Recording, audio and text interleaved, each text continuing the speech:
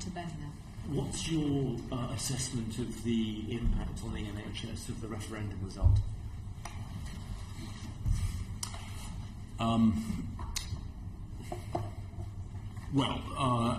Too early to say.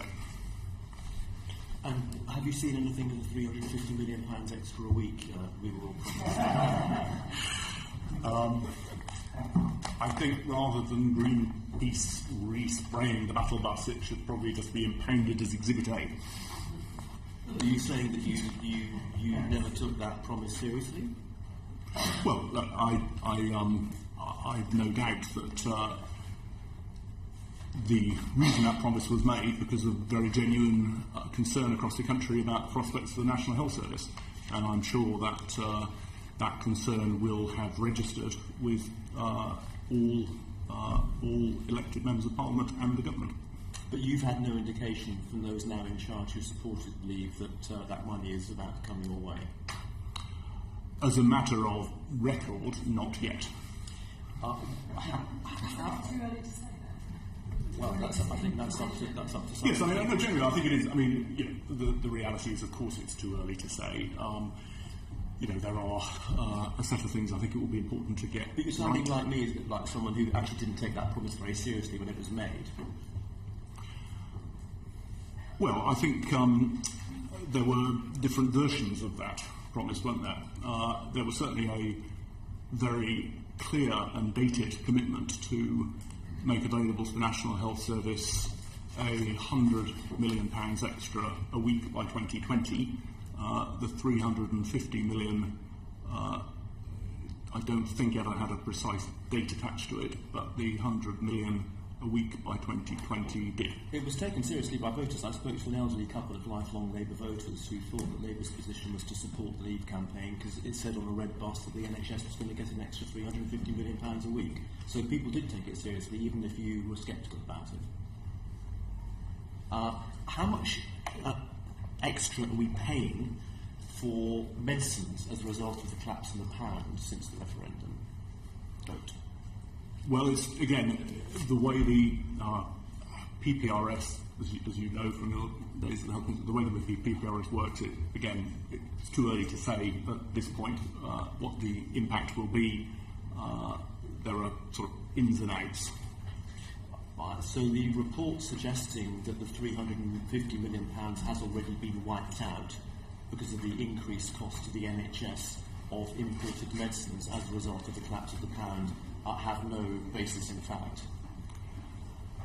I think that's not an assessment that you could make at this point for this reason as well, which is that the way the PPRS works, it caps the extra spending on medicines that are bought in Britain, and when the pound is strong, it incentivises parallel imports from the continent, which don't themselves all show up in the PPRS rebate calculation.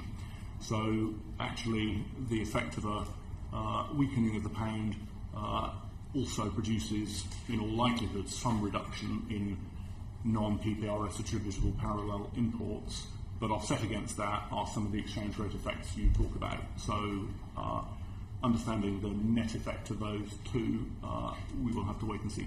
And what about the workforce concerns that you elaborated on in your Daily Telegraph piece today? Perhaps you could outline those for members of the committee in a bit more detail.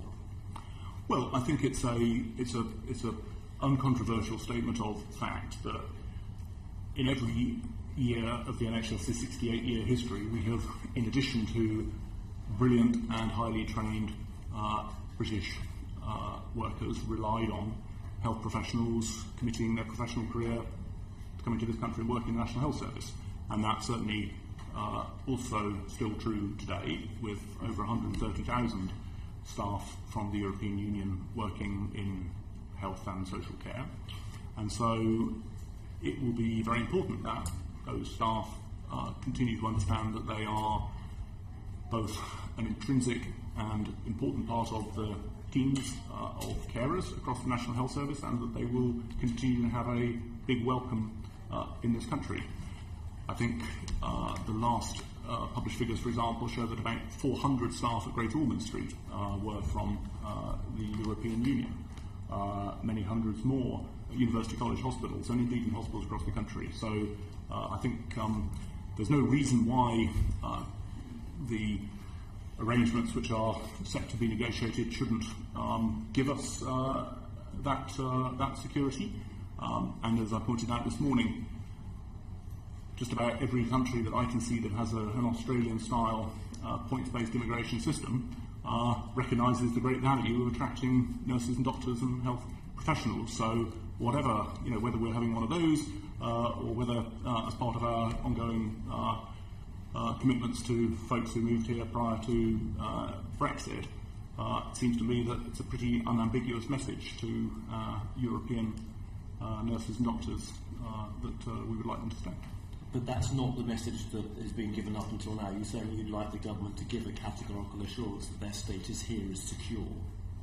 Well, I haven't heard anything inconsistent with that, but I think if we're able to be all clear on that, that would be a great thing. Well, no, I'm sorry. The new Prime Minister's made quite clear she's not giving that assurance because she sees them as a bargaining chip set against the 3 million plus Brits who are resident in other parts of the European Union. So they haven't been given that assurance, and I'm certainly picking up a lot of uncertainty in my constituency, not only among these people themselves, but their employers, their colleagues, that they do feel their status is insecure.